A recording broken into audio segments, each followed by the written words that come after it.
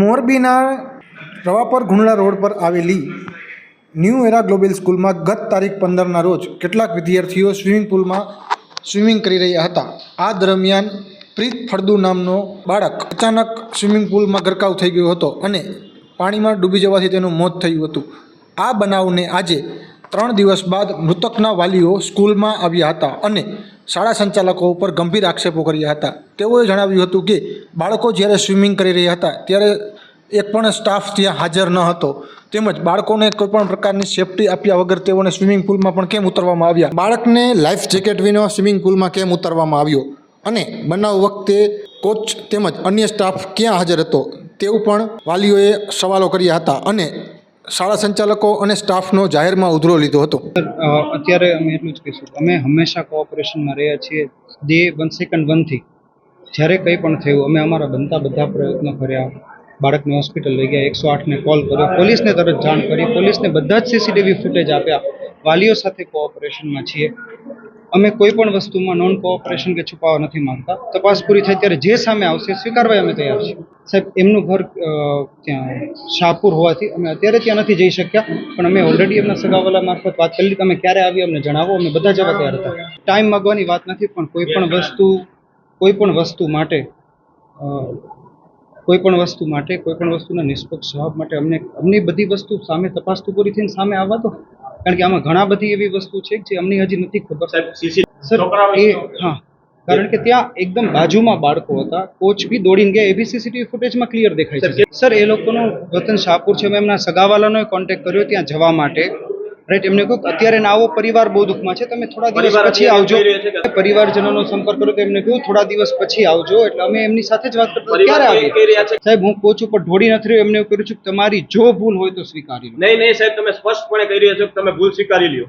સાહેબ, જો આમાં કોઈને બચાવવાની સાચું ખોટું કહેવાની વાત જ નથી। તપાસ પૂરી થાય ત્યારે જે ભૂલ હશે, જે સામે આવશે અમે સ્વીકારવા 100% તૈયાર છીએ। સામે આવશે અમે સ્વીકારવા તૈયાર છીએ સાહેબ। તપાસ કરનાર અધિકારી જ નક્કી કરશે ને સાહેબ, એ જ્યારે પણ એ તપાસ પૂરી થશે ત્યારે જે ભૂલ સામે આવશે સ્વીકારવા અમે તૈયાર છીએ।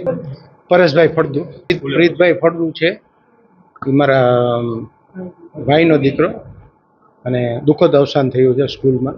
સ્કૂલની બેદરકારી, મેનેજમેન્ટ, તો આટલી જો સ્કૂલવાળાની મેનેજમેન્ટ હોત, એવડો બધો મોટો સ્વિમિંગ પુલ છે, અગર એની ઉપર 3 થી 4 જે સ્વિમિંગના કોચ હોય છે, અગર કોચ સાથે રહીને સાથે હોત અને છોકરાને કોઈ પણ કાંઈની વસ્તુ થયું છે અગર હાજર હોત તો આ છોકરાને કાંઈ થાત નહીં અને બહાર નીકળી શકત। એની બેદરકારી બાકી નેટમાં કોઈ નથી। અમે આજે જોયું છે કે અડધી કલાકથી પોણી કલાક સુધીમાં છોકરાઓ બધા સ્વિમિંગ કરતા હતા, એની માટે જવાબદાર વ્યક્તિ કોઈ હતા નહીં। છોકરાઓને પોતે નાતા હતા તો છોકરાને અવાજ મારી બોલાવ્યા, પછી લોકો આવ્યા છે અને પછી લોકો બહાર કાઢી અને હોસ્પિટલ લઈ ગયા। એમાં 4 થી 5 મિનિટ છોકરો અંદર સ્વિમિંગ પુલમાં પાણીમાં જાય ત્યાં સુધી કોઈની નજર જ ના પડી, કોઈ કોચની કંઈ હતા જ નહીં। તેનો મતલબ તો એવો થયો ને કે અહીંયા કોઈ જવાબદાર વ્યક્તિ હતા નહીં। તો મેનેજમેન્ટની મિસ્ટેક, ભૂલ, જે કાંઈ કયો હોય, કોચ કયો, જે કાંઈ વસ્તુ કહેતા હોય, અમે એમ એક્સેપ્ટ નથી કરતા કે વ્યક્તિગત કોઈ ડૂબાડેલો છે। મેનેજમેન્ટની ખામી કે જે કાંઈ ભૂલ કયો છે એ બધું છે।